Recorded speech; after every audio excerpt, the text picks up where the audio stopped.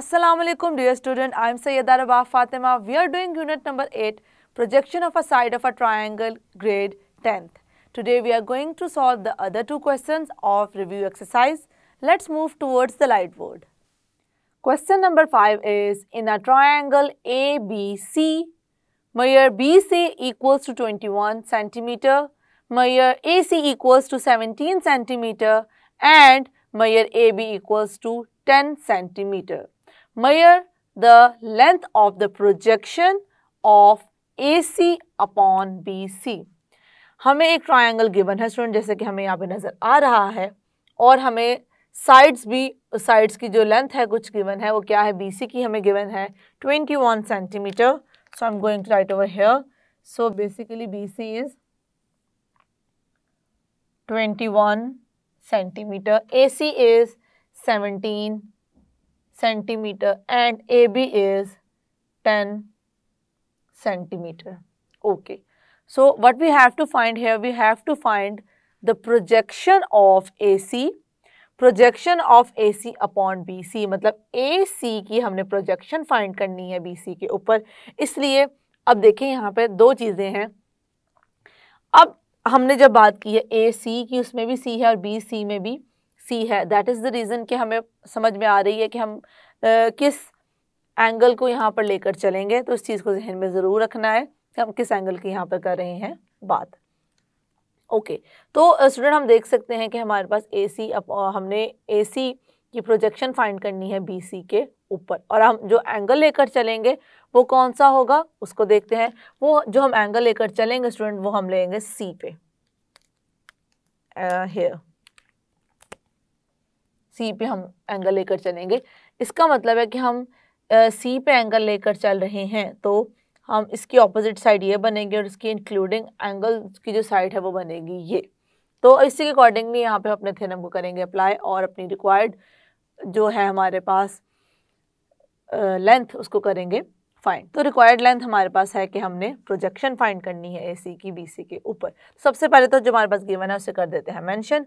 उसके बाद हम अपने जैसे कि हमने यहाँ पर राइट भी कर दिया है, हम अपने थ्योरम की स्टेटमेंट को यूज़ करेंगे और फाइंड करेंगे अपनी लेंथ को. तो कौन सा थ्योरम हम यूज़ कर रहे हैं स्टूडेंट, जैसे कि हम अपने फिगर में देख सकते हैं, हमें कहीं पे भी कोई ऑब्ट्यूज एंगल नज़र नहीं आ रहा.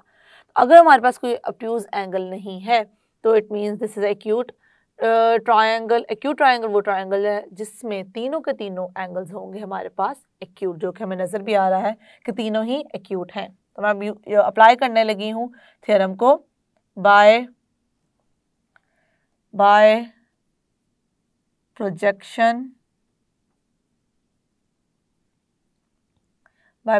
Theorem.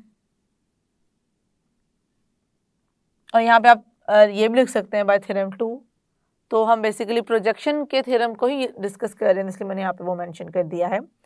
Bye projection theorem we have, अगर मैं AC को लेकर यहाँ पर चल रही हूँ बेस, इस चीज़ को समझें, तो मेरे पास क्या आ जाएगा, it becomes AB square equals to the sides containing this acute angle.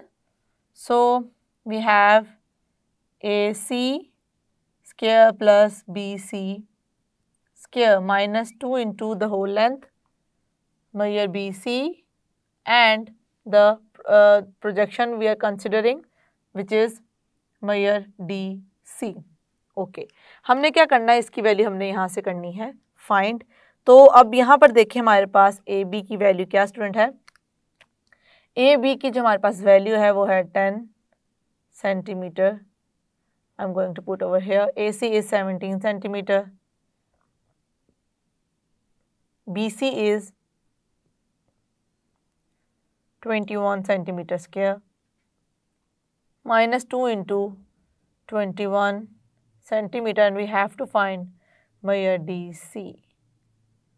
So this becomes like this.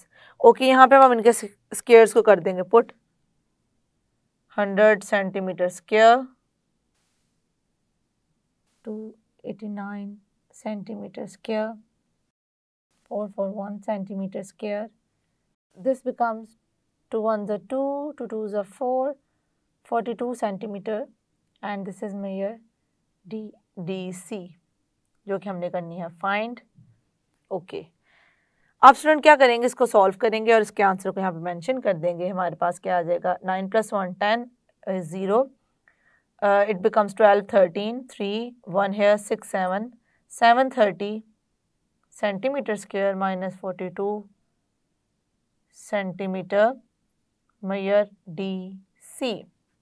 This is 100 centimeter square. इसके बाद इसको कर देंगे फर्दर सॉल्व। हमारे पास कुछ ऐसे आ जाएगा, 42 centimetre into measure DC equals to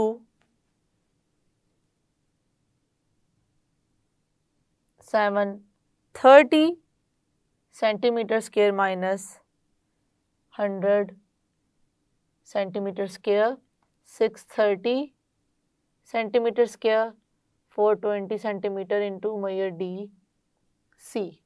okay, अब यहाँ पे DC की वैल्यू किस तरीके से आएगी, ये हो रहा है मल्टीप्लाई, वहाँ जाके हो जाएगा divide, it becomes 42 centimetre, 1 power cancel out हो जाएंगी तो इट बिकम्स सेंटीमीटर, एक पावर से कैंसिल आउट हो जाएगी। उसके बाद जब हम इसको फर्दर सॉल्व करेंगे तो हम आंसर मेंशन कर देते हैं।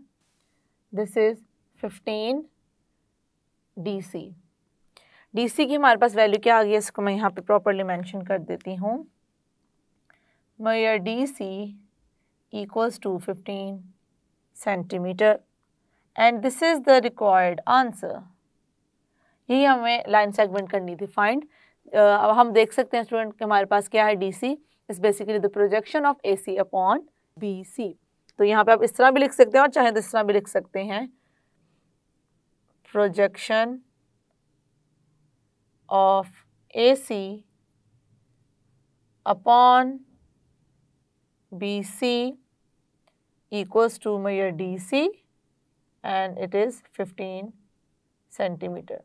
लेकिन अगर ये डिफ़िकल्ट लगे तो आप सिर्फ क्वेश्चन इस तरीके से आंसर मेंशन करके इसको कर सकते हैं।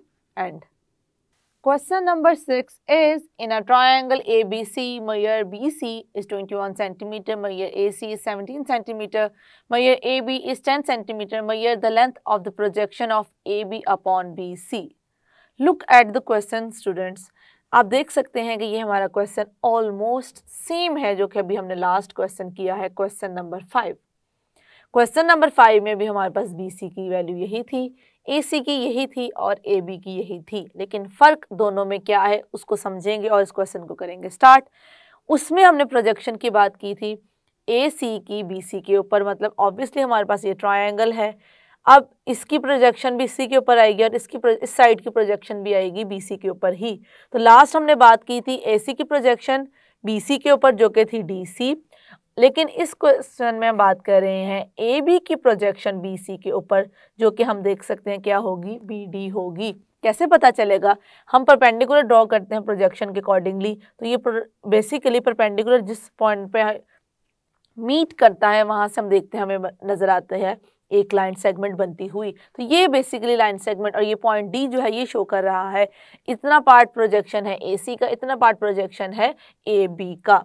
तो अब हम उसी के अकॉर्डिंगली चलेंगे। और अब देखें, जब हमने लास्ट AC की बात की थी कि हमें AC की प्रोजेक्शन चाहिए, तो हमने देखा था कि हमारे पास C क्या था, कॉमन वर्टेक्स बनता था, लेकिन हमने यहाँ बात की है AB की प्रोजेक्शन B के ऊपर। तो हम देख सकते हैं जो कॉमन वर्टेक्स है वो क्या आ रहा है, वो आ रहा है B। It means we are talking about the angle at the vertex B. So I'm going to write over here. इस वर्टेक्स को इस क्वेश्चन में हम लेकर चलेंगे and we can see that B vertex is also acute angle. B जो हमारे पास angle बन रहा है B पे वो भी क्या है, एक्यूट है। तो अगर ये एक्यूट है स्टूडेंट तो हम इस पे कौन सा थ्योरम अप्लाई करेंगे, वही थ्योरम जो हमने लास्ट क्वेश्चन में भी किया था और जो कि हम करते हुए आ रहे हैं थ्योरम नंबर 2। तो मैं इस चीज़ को करने जा रही हूँ अप्लाई। अब मुझे बेसिकली BD की वैल्यू फाइंड करनी है, तो अब इस B वर्टेक्स अकॉर्डिंगली मैं अपने पूरे थ्योरम को जो स्टेटमेंट है उसको अंडरस्टैंड करते हुए यहाँ पे कर दूंगी mention by projection theorem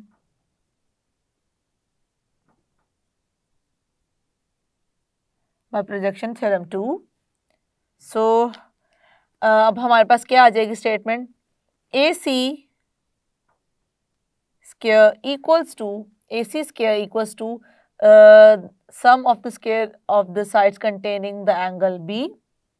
This is AB square plus BC square minus 2 into the whole length, measure BC, and the projection, measure BD, that we have to find out. So now I'm going to put the values of AC, AB and BC over here.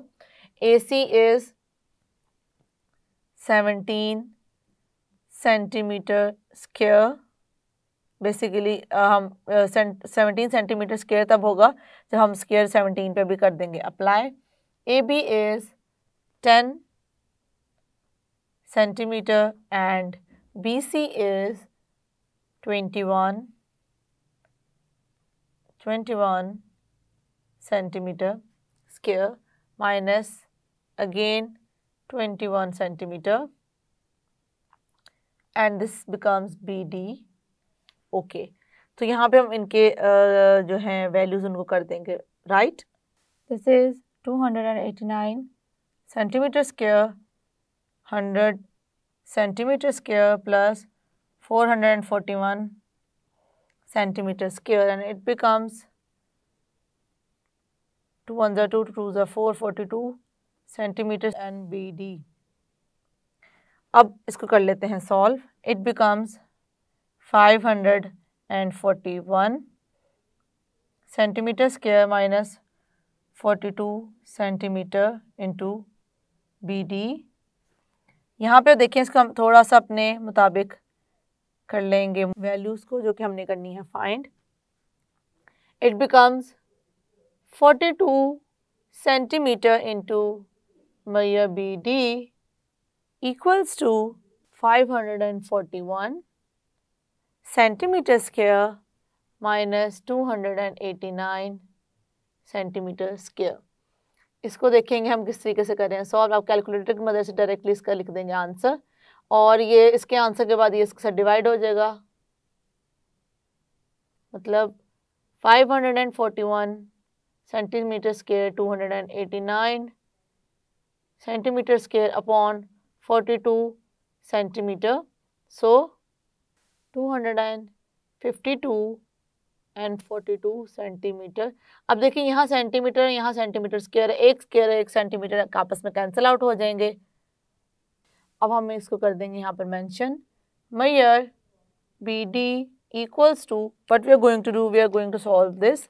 एक power इससे cancel out हो जाएगी, आ जाएगा 42 1 42 42 6 और आप इसको calculator से भी कर सकते हैं solve. Answer will be 6 centimetre. ये से कैंसिल आउट हो जाएगा, मैंने आपको पहले बता दिया, एक पावर हो जाएगी कैंसिल आउट इससे. So the finally we have the value of BD. तो BD क्या है हमारे पास, BD हमारे पास प्रोजेक्शन है AB की अपॉन BC. तो मैं यहाँ पे मेंशन कर देती हूँ प्रोजेक्शन